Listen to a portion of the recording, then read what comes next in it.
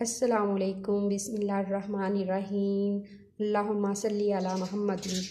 अल्लाह और उसके प्यारे महबूब मोहम्मद मुस्तफ़ा सल्लल्लाहु अलैहि व आलिहि वसल्लम के नाम से शुरू करते हैं।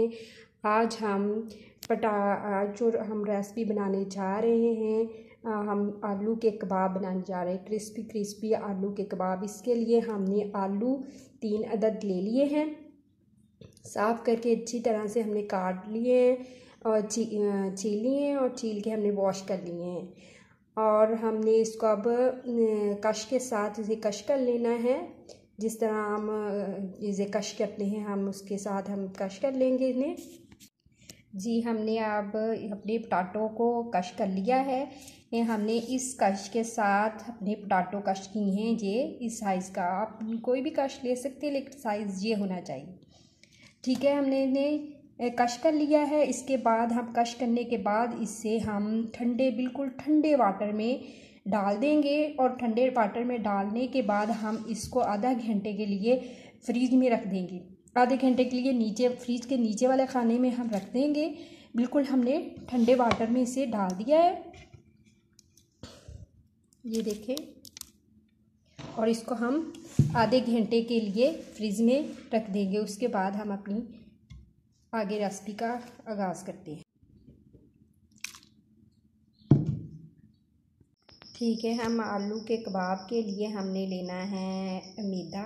हाफ़ प्याली जो है हमने मैदे की ली है।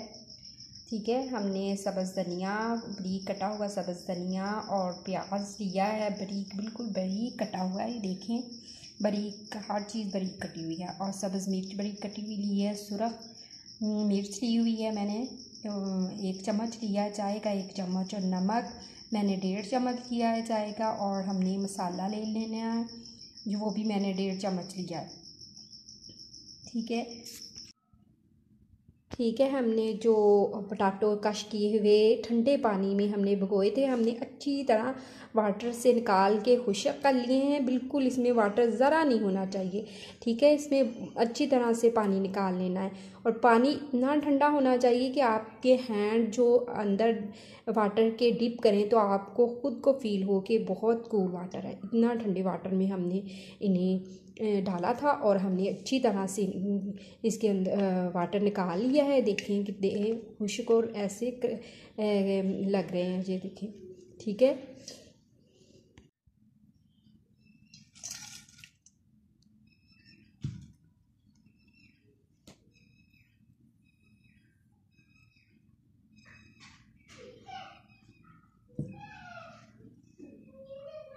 ठीक है, हम अब इसमें हमने मैदा और सारी चीज़ें इसमें डाल दी हैं। इसको हम अच्छी तरह से ऐसे जैसे आटा गूंदते हैं ऐसे हम इसको गूंदेंगे।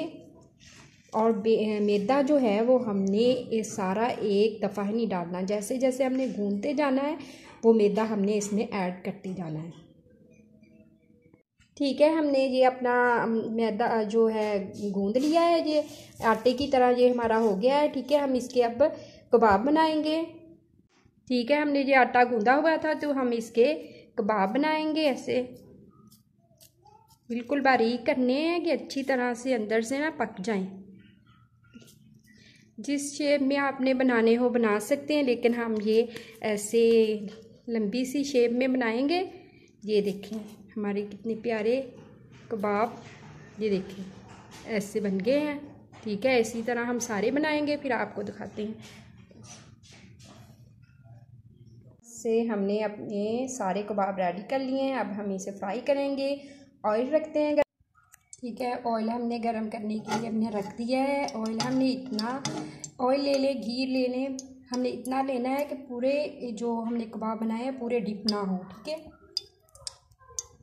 ठीक है, हमने अपने कबाब डाल दिए हैं। जो घी था हमने गर्म कर लिया है और फिर हमने जो है आंच बिल्कुल स्लो कर दी है। अब स्लो आंच पे इसको पकाएंगे कि अंदर तक ये पक जाएं। ठीक है, कलर से देखिए कितना प्यारा कलर आया। हमने साइड चेंज कर दी है।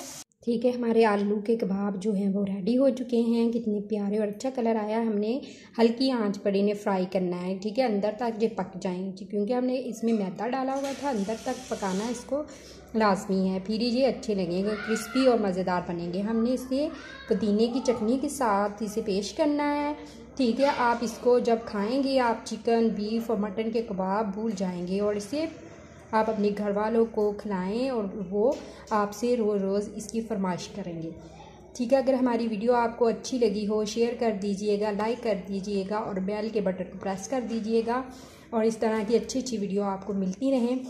अपने अल्लाह ताला आपकी दस्तरख़्वान को रहमतों और बरकतों से भर दे।